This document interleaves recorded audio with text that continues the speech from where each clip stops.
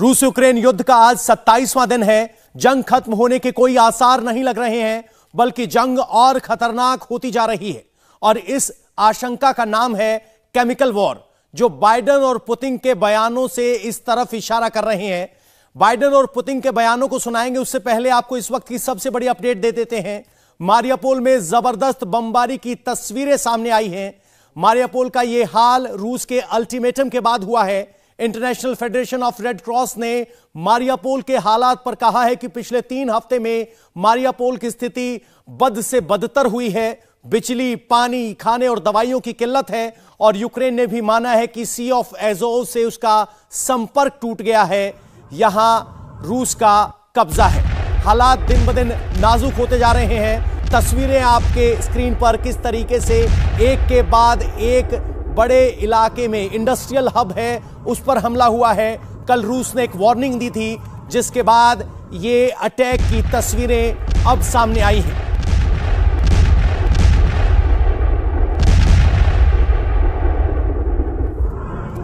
इस हमले से पहले रूस की तरफ से सरेंडर करने का अल्टीमेटम दिया गया था, लेकिन जिसे स्वीकार नहीं किया गया। और यूक्रेन और रूस के बीच बायोलॉजिकल और केमिकल वार का साया है। यह दावा हम नहीं कर रहे हैं, बल्कि अमेरिकी राष्ट्रपति जो बाइडेन ने दावा किया है। आपको दिखाते हैं कि जो बाइडेन ने आखिर क्या कहा है। अमेरिकी राष्ट्रपति जो बाइडेन ने कहा है कि यूक्रेन के पास बायोलॉजिकल और केमिकल हथियार हैं। इस तरह के शब्दों का इस्तेमाल कर खुद रूस के राष्ट्रपति ये संकेत दे रहे हैं कि वो भी इस तरह के हथियारों का इस्तेमाल कर रहे हैं और इस आगामी खतरे के लिए हमें तैयार रहना चाहिए। आपको बता दें, अपने बयान में जो बाइडेन रूस के राष्ट्रपति का हवाला दे रहे हैं, आपको वो बयान भी दिखा देते हैं, जहां रूस के राष्ट्रपति बयानों में इस तरह का जिक्र कर रहे हैं कि कैसे यूक्रेन में बायोलॉजिकल वेपन मौजूद है। पुतिन ने कहा कि यूक्रेन में दर्जनों बायोलॉजिकल लेबोरेटरी का नेटवर्क है, जिसके जरिए अमेरिका की फंडिंग है और पेंटागन से उन्हें मदद और आर्थिक मदद और देखरेख मिल रही है। जिसके बाद सबसे बड़ा सवाल यह है कि क्या सचमुच यूक्रेन और रूस के बीच केमिकल वॉर हो सकता है। इस सब में सबसे बड़ी बात यह है कि डब्ल्यूएचओ ने भी एक वार्निंग जारी की है। डब्ल्यूएचओ की वार्निंग अगर हम आपको दिखाएं तो 11 मार्च को डब्ल्यूएचओ ने हेल्थ मिनिस्ट्री ऑफ यूक्रेन और अन्य संस्थाओं को कहा था कि आपके पास जो सेंटर हैं या कहें कि पैथोजन है, उन्हें नष्ट कर दिया जाए। और यह वो मैप है जो रूस डिफेंस मिनिस्ट्री की तरफ से जारी किया गया था, जिसमें ये सब वो साइट्स हैं जहां बायोलॉजिकल वेपन को लेकर लैब चल रही है और इस लैब की फंडिंग अमेरिका कर रहा है, ऐसा रूस का आरोप है। तो सबसे बड़ा सवाल यह है कि क्या रूस और यूक्रेन के बीच अब कम से कम संकेत ये मिलने लगे हैं कि जंग बायोलॉजिकल और केमिकल होने वाली है। मेजर जनरल विशंबर दयाल हमारे साथ इस वक्त मौजूद हैं। मेजर जनरल संजय मेस्टन हमारे साथ जुड़ रहे हैं। इसके अलावा मेजर जनरल संजय सोई और defence expert air vice marshal P K. Srivastava भी हमारे साथ जुड़े हैं। सबसे पहले विशंबर दयाल जी, 2 सबसे बड़ी शक्तियां रूस और अमेरिका, और दोनों के मुखिया के जुबान पर केमिकल वेपन का जिक्र, क्या माना जाए यह जंग उस तरफ बढ़ रही है? देखिए, मैं नहीं समझता इसमें कोई बायोलॉजिकल केमिकल वेपन्स का किसी किस्म का कोई इस्तेमाल खासकर रशियन फोर्सेस करेंगी। इसलिए नहीं कि मैं यहां रशिया का पक्ष रख रहा हूं, इसलिए कि एक बात स्पष्ट है कि रशिया के पास बहुत से वेपन्स हैं जो अभी उन्होंने इस्तेमाल भी नहीं किए। बहुत बड़ी एयर पावर है, बहुत बड़ी मिसाइल पावर है, जिनको हम कन्वेंशनल वेपन्स कहते हैं, उसकी पूरी शक्ति अब तक नहीं लगाई है। तो उसको केमिकल और बायोलॉजिकल वेपन्स इस्तेमाल करने की मैं समझता हूं आवश्यकता नहीं है, और ना ही वो करेगा, क्योंकि ऐसा करने से वो यूक्रेन की जो आबादी है, पॉपुलेशन है, वहां प्रो रशियंस भी हैं, वहां रशियन एथनिक रशियंस भी हैं, वहां एथनिक स्लोवैक्स भी हैं, वो सब जो है वो फिर रशिया से बहुत दूर चले जाएंगे। और दूसरी बात यह है, मैं समझता हूं किसी भी देश के प्रेसिडेंट को एक बात समझना चाहिए कि हर एक चीज के दोहरा असर होता है। जब आप इस किस्म की केमिकल्स की बात करते हैं, अगर प्रेसिडेंट बाइडेन करते हैं, तो ये देखिए कि इसका जो पॉपुलेशन है यूरोप में, उस पर कितना बड़ा असर पड़ता है। साहब, chemical, biological weapons, nuclear weapons का किसी देश तक सीमित नहीं रहता असर। अगर आप यूक्रेन में कल न्यूक्लियर कोई वो करते हो तो न्यूक्लियर तक, यूक्रेन तक थोड़ी सीमित रहेगा।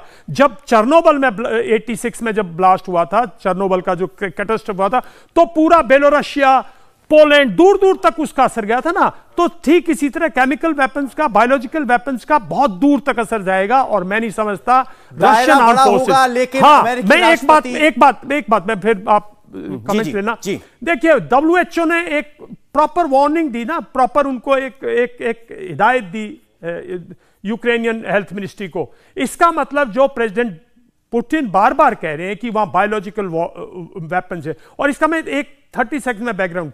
देखिए, अमेरिका जो है अपने देश की धरती पर उनके लॉज इतने स्ट्रांग हैं और उसको प्रेसिडेंट भी वॉयलेट नहीं कर सकता, क्योंकि उनकी पार्लियामेंट इतनी स्ट्रांग है। तो वहां कोई क्योंकि वो सिग्नेटरी है बायोलॉजिकल केमिकल वेपन्स उसका एग्रीमेंट का सिग्नेटरी है, तो वहां ऐसी कोई हरकत नहीं कर सकते वो। लेकिन यूक्रेन एक अच्छी जगह थी जहां किसी किस्म का इस किस्म का कानून फॉलो नहीं होता। मुझे शक है कि कहीं ना कहीं यूक्रेन खुद इस किस्म की मुहिम पर होगा, जो रशियन इंटेलिजेंसीज ने पिकअप किया होगा और जिसका बार बार जिक्र किया उन्होंने। तो ये एक बहुत ही गंभीर विषय है, लेकिन ये लड़ाई नहीं जा रही बायोलॉजिकल केमिकल वॉरफेयर की तरफ, ये कन्वेंशनल वॉर है। इसमें अभी कन्वेंशनल वेपन्स और इस्तेमाल होंगे, और आप देखोगे कि इसका कन्वेंशनल ढंग से ही इसका जो है कहीं ना कहीं कन्वेंशनल ढंग से ही फैसला होगा।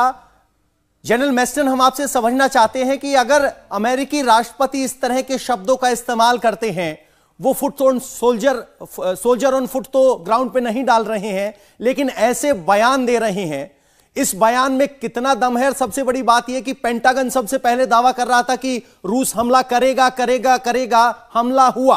अब ये बयान क्या मायने रखता है? पवन, ये जो बयान है मैं उसको इस प्रकार एनालाइज करूंगा।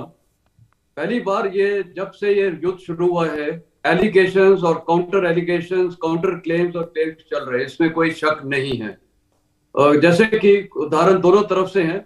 और रूस ने बोला था प्रेसिडेंट पुतिन, प्रेसिडेंट जेलेंस्की छोड़ के पोलैंड चले गए हैं, तो वो एक निकला था काफी बड़ा कि वो गए हैं, लेकिन वो गलत था। इसी प्रकार यूक्रेन ने बहुत चीजें बोली हैं, वो गलत है। अब चलते हैं ये बायोलॉजिकल केमिकल वॉरफेयर में। देखिए, ऐसा है कि आज की तारीख में अगर लड़ाई की हालात देखे जाए, जमीनी हालात में रूस के पास पूरा सुपीरियर फायर पावर सब कुछ है, पूरा उन्होंने घेराबंदी लगाई है। हारने वाला फौज जो है अभी यूक्रेन है। अभी जो जमीनी हालात है उनके लिए चीजें इतनी अच्छी नहीं है। ऐसे में वो क्या कर सकता है?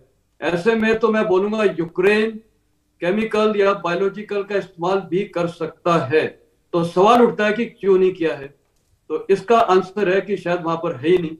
अगर है तो फिर रूस ने अभी तक इतने इलाकों में वहां घूम रहे हैं, अभी तक पूरा इसका डिस्प्ले आ जाना चाहिए था या बायोलॉजिकल वेपन्स का सब, क्योंकि उनकी भी मीडिया रोज ब्रीफ कर रही है, उनका वो वहां पर एक फौजी रोज ब्रीफ करता है, तो वो अभी तक आ जाता। एलिगेशन कि इतना है और वो अभी तक प्रूव नहीं हुआ है।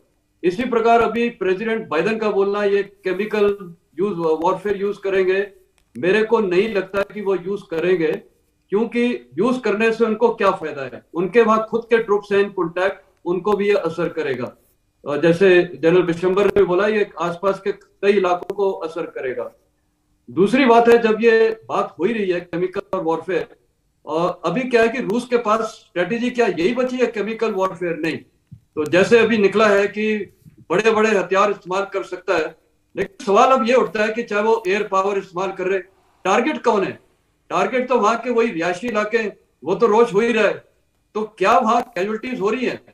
क्योंकि जो ट्रुप्स हैं, जो वहां की यूक्रेन की सेना है या वॉलंटियर्स है या टेरिटोरियल फौज है, वो अभी इतनी जगह तितर बितर होके एक वहां पर बिल्ट अप एरिया में इतने डिफेंसेस ले रखे हैं, कॉम्पैक्ट डिफेंसेस नहीं है, तो कितने भी टारगेटिंग कर लिए वो सारे वहां पर लड़ाई में नहीं मर सकते। ये जब ठीक है कि जब ट्रुप्स इन ओपन है या एक आर्मर्ड फॉर्मेशन है या इन्फेंट्री फॉर्मेशन है, काफी फैला हुआ है, कॉन्वॉय है, तब के लिए ये ठीक है, बड़े बड़े हथियार वगैरह।